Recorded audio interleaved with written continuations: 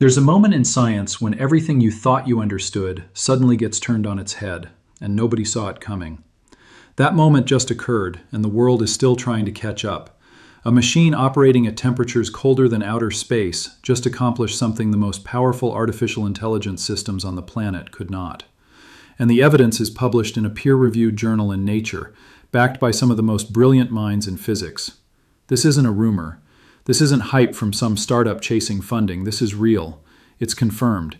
And it completely rewrites the narrative we've been telling ourselves about AI being the ultimate technology of our era. If you believe AI is the most powerful tool humanity has ever created, what you're about to learn is going to challenge that belief at its foundation. Like and subscribe, because this story is only going to grow. And what's coming next will completely transform how you view the future of technology. To grasp what just took place, you first need to understand something most people fundamentally misunderstand about artificial intelligence. When people describe AI as intelligent, what they actually mean is that AI excels at recognizing patterns within data it has already encountered. It learns from enormous data sets. It forecasts what's likely to come next. It improves as it absorbs more information. And it accomplishes all of this at a speed and scale no human mind could ever rival. That's genuinely remarkable, and nobody is disputing that. But there's a particular category of problem that has absolutely nothing to do with patterns or data. It's a category where you can't settle for a strong guess. You need the precise, scientifically accurate answer about how nature truly behaves at the level of atoms and electrons. These are quantum mechanical problems. And here's the uncomfortable truth the AI industry doesn't enjoy publicizing. AI cannot solve them. Not because AI isn't intelligent enough, not because the models aren't trained thoroughly enough, not because the data sets are too limited, but because the basic architecture of classical computing, the very foundation every AI system on Earth runs on, simply cannot capture quantum reality. Every computation a classical computer has ever performed, every neural network ever trained, every large language model ever launched, is built on bits that exist as either 0 or 1.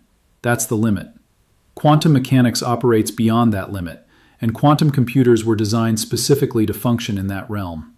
Like and subscribe, because what's coming next is where things get genuinely wild. Google's quantum chip, named Willow, just executed an algorithm called quantum echoes on its 105-qubit processor, and the outcomes were so far beyond anything a classical machine could achieve that scientists had to confirm the findings several times before releasing them. The chip finished this calculation 13,000 times faster than the world's most powerful supercomputer. Let that figure sink in for a moment. Not double the speed, not 10 times faster, not 100 times faster, 13,000 times faster. And the task it performed wasn't some abstract benchmark engineered to make quantum computers look impressive in a press release.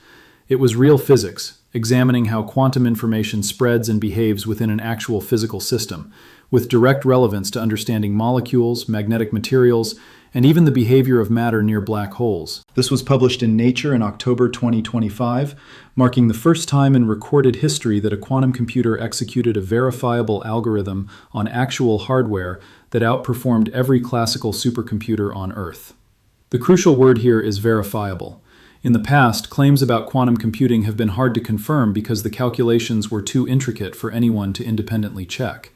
This time, the results could be validated, and that's exactly what sets this moment apart from earlier announcements and makes it a genuine scientific milestone. Like and subscribe, because this is the kind of news that transforms entire industries. Now here's where AI enters the picture in a deeply uncomfortable way, and it's the part the major tech companies aren't eager to discuss openly. For years, the pharmaceutical industry has poured billions of dollars into AI-driven drug discovery. The pitch was straightforward and persuasive.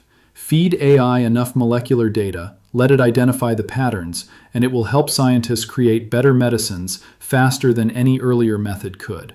And AI did make real, measurable progress. It helped researchers screen massive libraries of chemical compounds at speeds no human team could match. It helped predict protein structures in ways that transformed biology.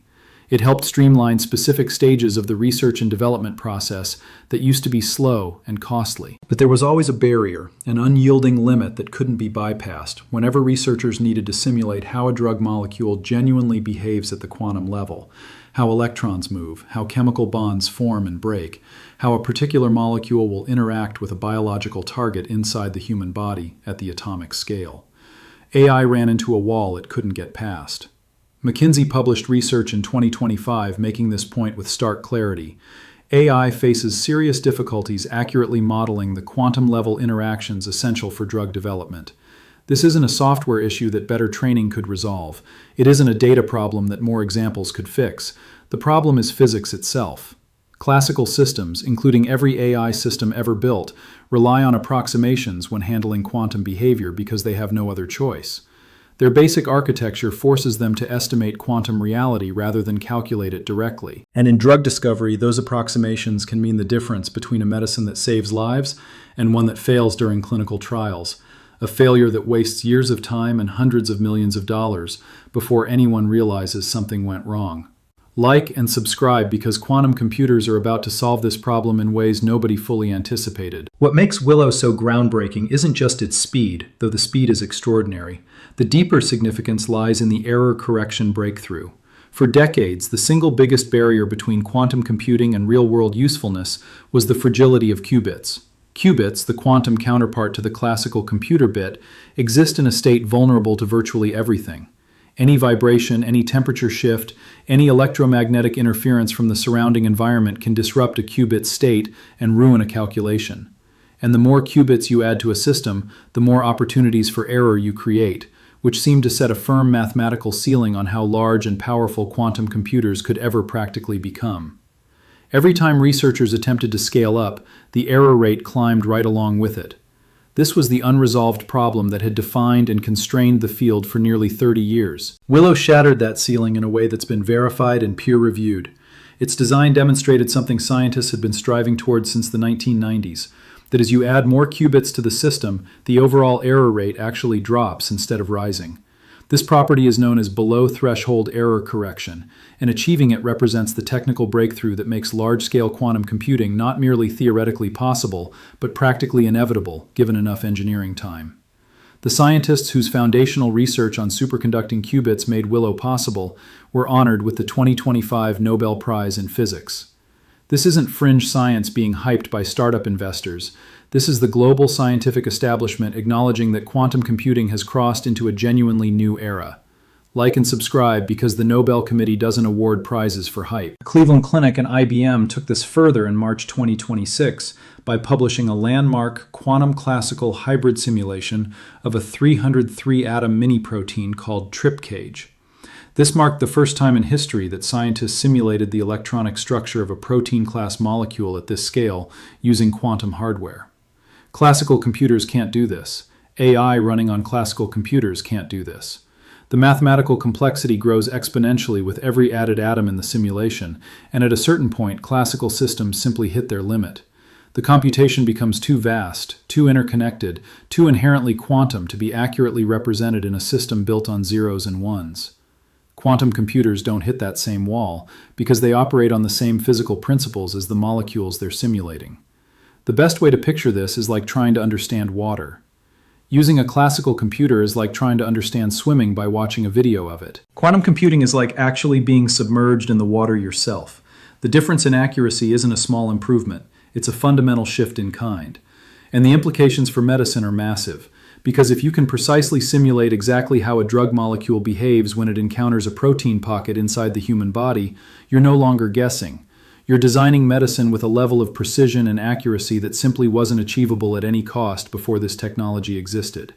Like and subscribe because this is where the next generation of cancer treatments, antibiotic breakthroughs, and neurological disease therapies will originate. The AI community isn't ignoring this shift. In fact, some of the most respected voices in AI research have already acknowledged what's happening.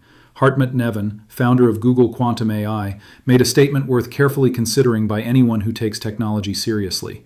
He said advanced AI will significantly benefit from access to quantum computing, that quantum computation will be essential for gathering training data inaccessible to classical machines, for training and refining certain learning architectures, and for modeling systems where quantum effects play a critical role. Think carefully about what that implies. Right now, AI models are trained on data that humans have gathered and classical computers have processed. But there's an entire realm of scientific truth, quantum mechanical reality, the behavior of matter at the atomic and subatomic level, that classical computers can't accurately represent. Quantum computers can capture it, meaning quantum computers can produce training data and run simulations more precise than anything AI has ever been trained on before. Combining both technologies is where things become truly transformational for science and industry. But the foundation, the layer that makes everything else more accurate and more powerful, is quantum. Like and subscribe because the brightest minds in AI already understand this and are positioning themselves accordingly. Major pharmaceutical companies aren't waiting for the theory to fully develop before taking action. AstraZeneca partnered with Amazon Web Services, IonQ, and NVIDIA to build a quantum-accelerated computational chemistry workflow specifically for synthesizing small molecule drugs. The fact that a company of AstraZeneca's scale and scientific rigor is embedding quantum computing into its actual drug development pipeline, not as a theoretical exercise, ran a quantum algorithm to position water molecules inside protein pockets with a degree of molecular precision that classical computing methods, including AI-driven approaches, simply can't achieve. IBM, working alongside a growing roster of pharmaceutical partners, is using its quantum systems to calculate properties like molecular stability, binding affinity, and toxicity in ways that consistently surpass what classical approximation methods can deliver. Like and subscribe because the pharmaceutical industry is quietly going through a revolution that most people haven't even heard about yet. Here's something the global security community is watching with intense focus, and it has nothing to do with medicine or science experiments. The security infrastructure of the entire modern internet, every bank transaction, every private message, every government database, every military intelligence system, is protected by encryption built on a specific mathematical assumption, that breaking enormous numbers into their prime components is so computationally demanding that no machine could ever do it within any practical time frame.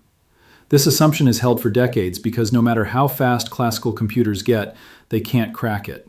Quantum computers, using an algorithm developed by mathematician Peter Shor back in 1994, theoretically could. The U.S. National Institute of Standards and Technology published new post-quantum cryptographic standards in 2024, specifically because quantum computing progress has made this threat serious enough to demand a coordinated global response.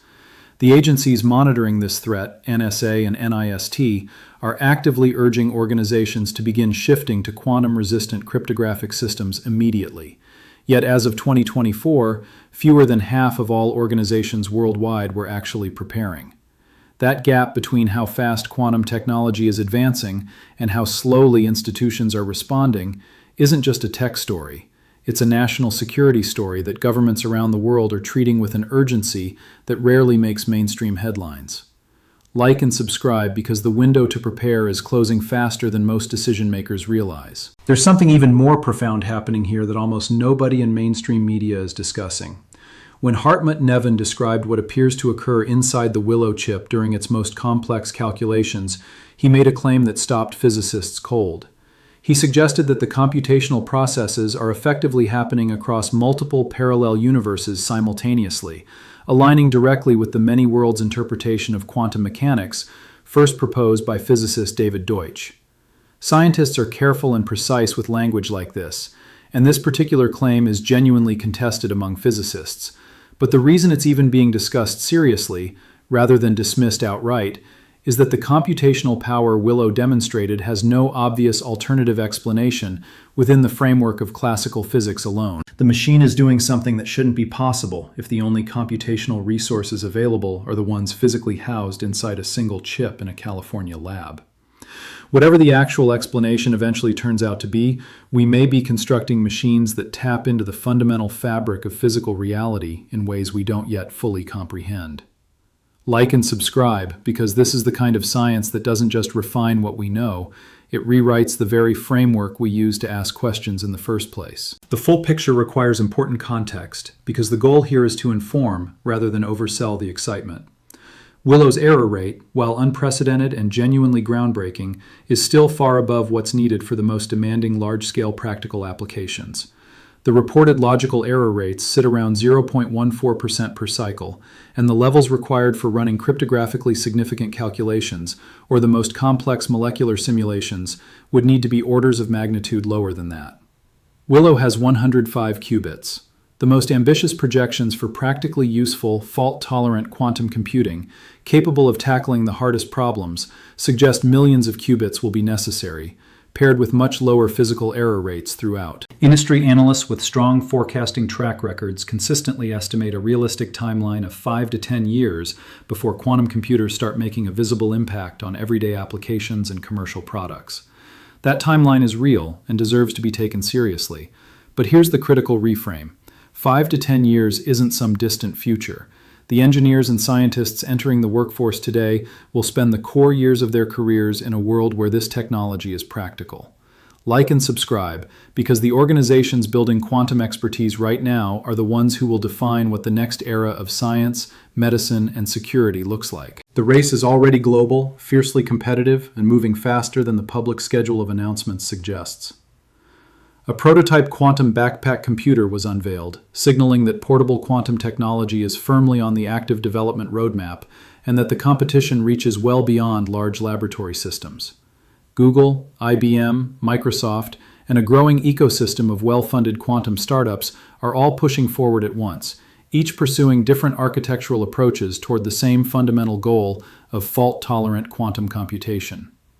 IBM's roadmap projects continued qubit scaling through its upcoming Nighthawk and Kookaburra processor generations.